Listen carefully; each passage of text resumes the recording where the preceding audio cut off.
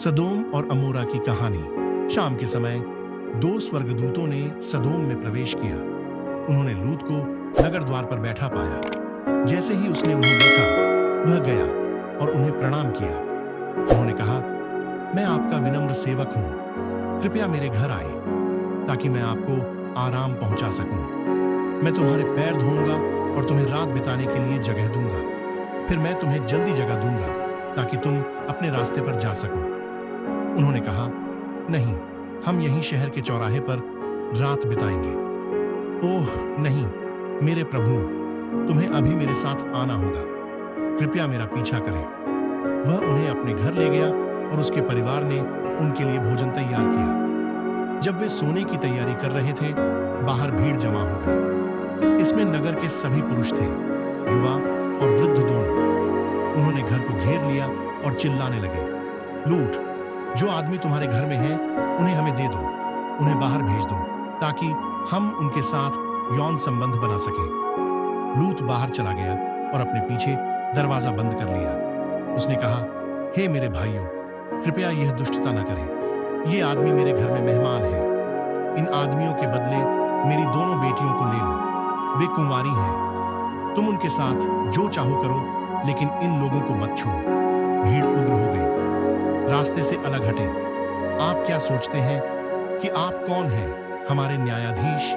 तुम हम में से एक भी नहीं हो। इसके साथ ही उन्होंने उसे एक तरफ धकेल दिया और दरवाजा तोड़ना शुरू कर दिया। स्वर्गदूतों ने दरवाजा खोला, लूत को पकड़ लिया, उसे अंदर खींच लिया और दरवाजा बंद कर दिया।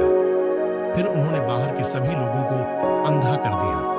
जब उन्होंने अपना रास्ता खोजने की कोशिश की, तो भीड़ तितर बितर हो गई। स्वर्गदूत लूत की ओर मुड़े, हम इस शहर को नष्ट करने के लिए यहाँ हैं। इसके पीड़ितों की आवाजें ईश्वर के कानों में चिल्ला रही हैं। जल्दी जाओ, शहर में रहने वाले तुम्हारे किसी भी रिश्तेदार को बुलाओ। बेटे, बेटियां, दामाद, जो भी तुम्हारा हो, उन्हें ले आओ और इस शहर को छोड़ दो।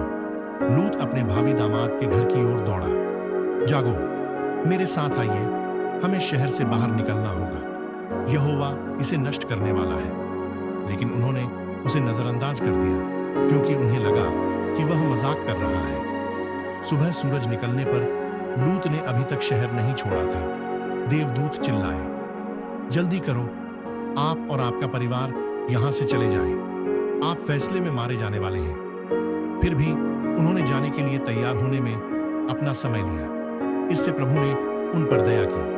स्वर्गदूतों ने लूत, उसकी पत्नी और बेटियों को शारीरिक रूप से पकड़ लिया और उन्हें शहर से बाहर निकाल दिया। एक बार वहां स्वर्गदूतों ने कहा, अपने जीवन के लिए भागो, पीछे मुड़कर मत देखो। जब तक आप पहाड़ों पर न हो, रुके नहीं। लूत ने कहा, हे प्रभु, तू मुझ पर दयालु रहा है, लेकिन मैं इसे पहाड़ तक नहीं पहुंचा सकता। कृपया, पास में एक छोटा सा शहर है, मुझे वहां जाने दो। देवदूत ने कहा, वहां जाओ और मैं उस शहर से दूर न्याय करूंगा। लेकिन जल्दी करो, जब तक आप सुरक्षित नहीं हो जाते, मैं कुछ नहीं कर सकता।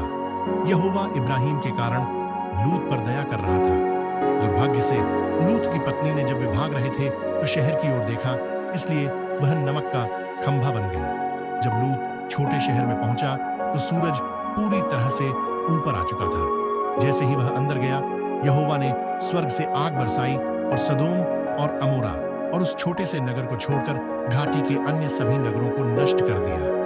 इब्राहिम उस स्थान पर गया जहां परमेश्वर ने उससे बात की थी। उसने सदोम की दिशा में देखा, लेकिन उसे आसमान में धुआं उठता हुआ दिखाई दिया और सब कुछ विकृत हो गया।